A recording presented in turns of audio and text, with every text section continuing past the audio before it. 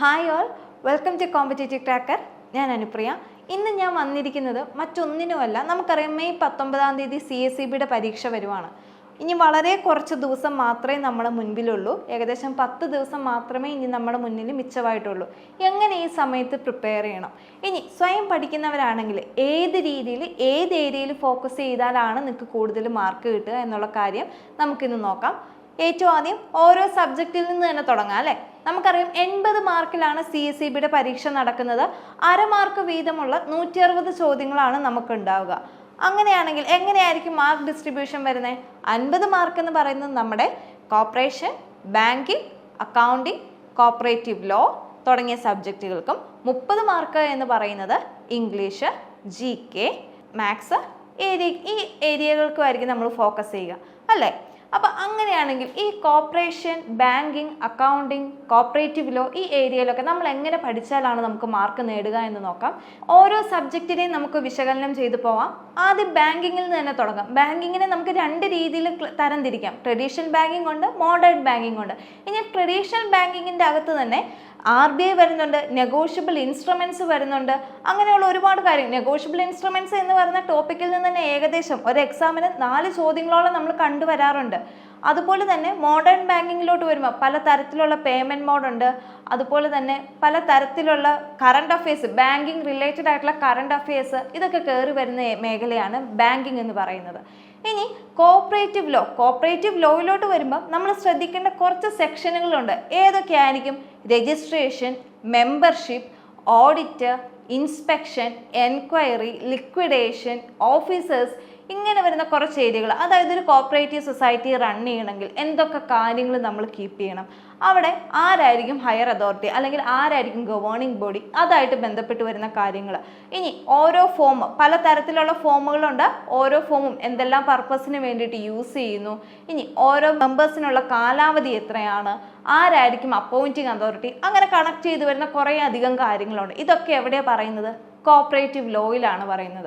ഇനി കോർപ്പറേഷൻ എന്ന് പറയുന്ന സബ്ജക്റ്റിലോട്ട് വരുമ്പോഴോ corporation in India, corporation in Kerala, then general corporation. അപ്പോൾ ഇങ്ങനെ നമുക്ക് കോർപ്പറേഷൻ എന്ന് പറയുന്ന സബ്ജക്റ്റിനെ തന്നെ നമുക്ക് തരംതിരിക്കാൻ പറ്റും.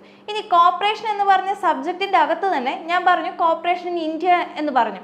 ഈ കോർപ്പറേഷൻ ഇൻ ഇന്ത്യയിൽ തന്നെയുണ്ട് NCUI ഉണ്ട്, NCDC ഉണ്ട്, NAFD ഉണ്ട്, IFCO ഉണ്ട്, CRIPCO ഉണ്ട്, അങ്ങനെ ഒട്ടനവധി കാര്യങ്ങളുണ്ട്. ഇവിടെ നമ്മൾ എന്താ പഠിക്കേണ്ടത്? ഏറ്റവും ബേസിക് ആയിട്ട് ഇനിയുള്ള ഈ കുറച്ച് ദിവസങ്ങൾ നമ്മൾ ഫോക്കസ് ചെയ്യേണ്ട ഏരിയ എന്ന് പറയുന്നത് അവരുടെ പബ്ലിക്കേഷൻ എന്തൊക്കെയാണ്, ഏത് ആക്ട് പ്രകാരം രജിസ്റ്റർ ചെയ്തു, ആദ്യത്തെ ചെയർമാൻ, നിലവിലത്തെ ചെയർമാൻ, ആസ്ഥാനം എവിടെയാണ്, അതുപോലെ അവരുടെ പ്രൊഡക്റ്റുകൾ എന്താണ്. ഇത്രയും കാര്യങ്ങളെങ്കിലും നമ്മൾ പഠിച്ച് നന്നായിട്ട് റിവൈസ് ചെയ്യണം. എങ്കിലും മാത്രമേ നമുക്ക് എക്സാമിന് പ്രോപ്പറായിട്ട് അറ്റൻഡ് ചെയ്യാൻ പറ്റുള്ളൂ. ഇനി ജനറൽ കോർപ്പറേഷൻ്റെ കാര്യം പറഞ്ഞു. ICA നമുക്കറിയാവുന്ന ഒരു ടോപ്പിക്കാണ്. എക്സാമിന് CSEB എക്സാമിന് റിപ്പീറ്റ് ചെയ്ത് വരുന്ന ഒരു ടോപ്പിക്കാണ് ICA എന്ന് പറയുന്നത്. ICAനെ കുറിച്ച് പഠിക്കുമ്പോൾ കോപ്പറേറ്റീവ് ഡേ ഉണ്ട്, കോപ്പറേറ്റീവ് വീക്ക് ഉണ്ട്, അതുപോലെ തീമുകളുണ്ട്. ഇനി ഈ തീമുകളൊക്കെ പഠിക്കുമ്പോൾ 2023 തീം മാത്രം പഠിച്ചാൽ മതിയോ? പോരാ. 2022 തീം എന്താണ്, 2021 തീം എന്താണ്, ഇങ്ങനെയുള്ള കുറച്ച് കണക്റ്റിംഗ് ഫാക്റ്റും കൂടെ നമ്മളവിടെ ഓർത്ത് വെക്കേണ്ടതായിട്ടുണ്ട്. ഇനി അക്കൗണ്ടൻസിലോട്ട് വരുമ്പോൾ നമ്മൾ കീപ്പ് ചെയ്യേണ്ട ഏരിയ ഏതൊക്കെയായിരിക്കും? ബേസിക് ആയിട്ടുള്ള അക്കൗണ്ടിങ്, അതായത് അഡ്ജസ്റ്റ്മെൻറ്റ് എൻട്രീസ് ഒക്കെ ഇന്ന് നമ്മൾ നോക്കി വെക്കണം. വെറുതെ നോക്കിയാൽ പോരാ, ഓരോ ട്രീറ്റ്മെൻറ്റും എടുക്കുക. എങ്ങനെയാണ് പ്രോഫിറ്റ് ആൻഡ് ലോസ് അക്കൗണ്ടിൽ അത് ബാധിക്കുന്നത്, അല്ലെങ്കിൽ ബാലൻസ് ഷീറ്റിൽ എങ്ങനെയാണ് ബാധിക്കുന്നത് എന്നുള്ള കാര്യത്തെക്കുറിച്ച് വ്യക്തമായിട്ടൊരു ധാരണ ഉണ്ടാവുക. ഇനി മറ്റൊരു ടോപ്പിക്കാണ് ഡിപ്രീസിയേഷൻ അല്ലേ. അതായത് CSEB എക്സാമിന് സ്ഥിരമായിട്ട് കണ്ടുവരുന്ന ഒരു ടോപ്പിക്കാണ് ഡിപ്രീസിയേഷൻ എന്ന് പറയുന്നത്. ഗാർണിഷ് ഓർഡർ ഉണ്ട്. അപ്പോൾ ഈ ടോപ്പിക്കുകളൊക്കെ കോസ്റ്റ് അക്കൗണ്ടിങ് ഏറ്റവും റീസെൻ്റ് ആയിട്ട്, അതായത് 2022-23 വർഷങ്ങളിൽ നടന്ന CSEB പരീക്ഷയിൽ റിപ്പീറ്റ് ചെയ്ത് വരുന്നൊരു ടോപ്പിക്കാണ് കോസ്റ്റ് അക്കൗണ്ടിങ് എന്ന് പറയുന്നത്. അതുപോലെ റേഷ്യോ അനാലിസിസ്, നമുക്ക് ഒരിക്കലും സ്കിപ്പ് ചെയ്യാൻ പറ്റാത്തൊരു ടോപ്പിക്കാണ് റേഷ്യോ അനാലിസിസ് എന്ന് പറയുന്നത്. അപ്പോൾ അക്കൗണ്ടിങ് ആയിട്ട് വരുന്ന ഈ ബന്ധപ്പെട്ട് വരുന്ന മേഖല റിപ്പീറ്റ് ചെയ്ത് എങ്ങനെയാണ് ഓരോ ട്രീറ്റ്മെൻറ്റും നമ്മൾ പ്രോഫിറ്റ് ആൻഡ് ലോസ് അക്കൗണ്ടിൽ ബാലൻസ് ഷീറ്റിലും കാണിക്കുന്നത്. ഇനി അതിനെ ബേസ് ചെയ്ത് നമുക്ക് ഒരിക്കലും പറയാൻ പറ്റില്ല സ്റ്റേറ്റ്മെൻറ്റ് ക്വസ്റ്റ്യൻസ് മാത്രമേ വരത്തുള്ളൂ. പ്രോബ്ലംസ് വന്നാൽ എങ്ങനെ സോൾവ് ചെയ്യണം, ഇങ്ങനത്തെ കാര്യങ്ങളൊക്കെ വ്യക്തമായിട്ട് നമുക്കൊരു ധാരണ ഇനിയുള്ള ദിവസങ്ങളിൽ റിവിഷൻ ചെയ്ത് റിപ്പീറ്റ് ചെയ്ത് തറവായിട്ട് പഠിച്ചു വെക്കുക. ഇനി ഏറ്റവും ലാസ്റ്റ് ടോപ്പിക് എന്ന് പറയുന്ന ഓഡിറ്റിംഗ് ഉണ്ട്. കോപ്പറേറ്റീവ് ലോയിലും ഓഡിറ്റിങ്ങിനെ കുറിച്ച് പറയുന്നുണ്ട്.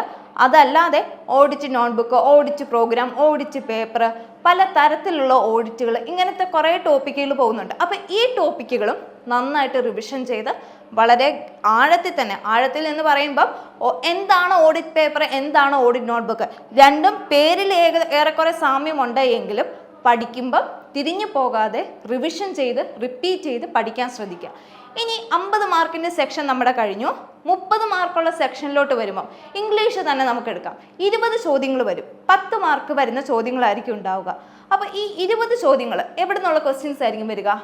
ക്വസ്റ്റ്യൻ ടാഗിൽ നിന്ന് ക്വസ്റ്റ്യൻ വരാറുണ്ട്, ആർട്ടിക്കിൾസിൽ നിന്ന് ക്വസ്റ്റ്യൻ വരാറുണ്ട്, റിപ്പോർട്ടഡ് സ്പീച്ചിൽ നിന്ന് വരാറുണ്ട്, ആക്റ്റീവ് വോയിസിൽ നിന്ന് വരാറുണ്ട്, ടെൻസിൽ നിന്ന് വരാറുണ്ട്.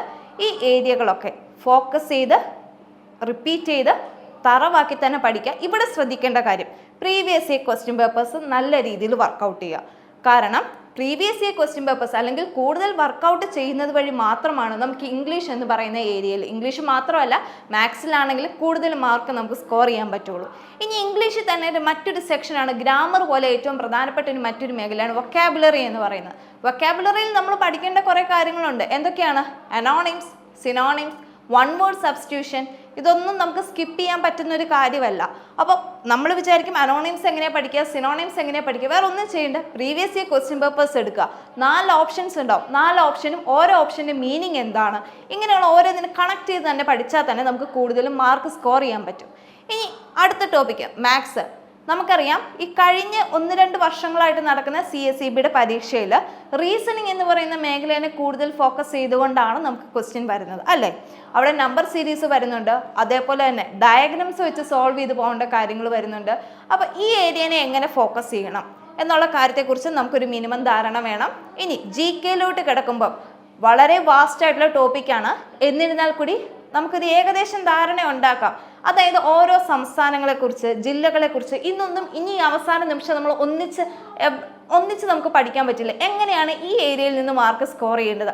അതിന് നിങ്ങളെ സഹായിക്കാനായിട്ട് കോമ്പറ്റേറ്റീവ് ക്രാക്കർ CSEBയുടെ ബൂസ്റ്റർ ബാച്ചും കൊണ്ട് വരുന്നുണ്ട്. ബാച്ച് ഓൾറെഡി സ്റ്റാർട്ട് ചെയ്തു. ഇനി നിങ്ങൾ ചെയ്യേണ്ട കാര്യം എത്രയും പെട്ടെന്ന് ജോയിൻ ചെയ്യുക. ഞാൻ വീണ്ടും പറയുന്നു, ഈ പറയുന്ന മാത്സ്, ഇംഗ്ലീഷ്, GK ഈ 3 ഏരിയയ്ക്കാണ് നമ്മൾ കൂടുതൽ ഫോക്കസ് ചെയ്യേണ്ടത്. നമ്മുടെ റാങ്ക് ഡിസൈഡിങ് ഫാക്ടർ, അതായത് 100% റിവിഷൻ ബാച്ച് ആയതുകൊണ്ട് തന്നെ നമ്മുടെ റാങ്ക് ഡിസൈഡിങ് ഫാക്ടർ എന്ന് പറയുന്നത് ഇംഗ്ലീഷ്, മാത്സ്, GK എന്നിവയായിരിക്കും.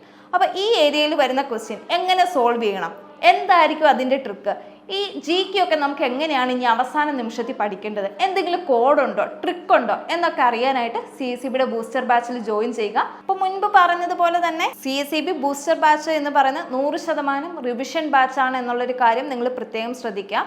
ഇവിടെ നമ്മൾ ചെയ്യുന്നത് അതാത് ദിവസം പഠിക്കാനുള്ള ടോപ്പിക്ക് വളരെ കൃത്യമായിട്ട് നിങ്ങളുടെ ഗ്രൂപ്പുകളിൽ പ്രൊവൈഡ് ചെയ്യും. നന്നായിട്ട് പഠിച്ചതിന് ശേഷം വൈകിട്ടത്തെ ലൈവ് സെക്ഷനിൽ നിങ്ങൾ അറ്റൻഡ് ചെയ്യുക. അതുപോലെ തന്നെ എന്തൊക്കെ ട്രിക്കാണ് ഇനി യൂസ് ചെയ്യേണ്ടത്, നമ്മുടെ റാങ്ക് ഡിസൈഡിങ് ഏരിയ ആയിട്ടുള്ള ഇംഗ്ലീഷ്, മാത്സ്, GK തുടങ്ങിയ മേഖലകളിൽ എന്തൊക്കെ ട്രിക്സ് യൂസ് ചെയ്ത് നമുക്ക് മാർക്ക് സ്കോർ ചെയ്യാം എന്ന കാര്യങ്ങളൊക്കെ അറിയുന്നതിനായിട്ട്, അല്ല എങ്കിൽ എങ്ങനെ കൂടുതൽ നമുക്ക് 62 എന്ന് പറയുന്ന മാജിക്കൽ നമ്പർ സ്കോർ ചെയ്യാനായിട്ട് എന്ത് ചെയ്യണം എന്നൊക്കെ അറിയാനായിട്ട് CSEBയുടെ ബൂസ്റ്റർ ബാച്ചിൽ ജോയിൻ ചെയ്യുക. കൂടുതൽ വിവരങ്ങൾ അറിയുന്നതിനായി താഴെ കാണുന്ന ഗൂഗിൾ ഫോം ഫില്ല് ചെയ്യുക. താങ്ക്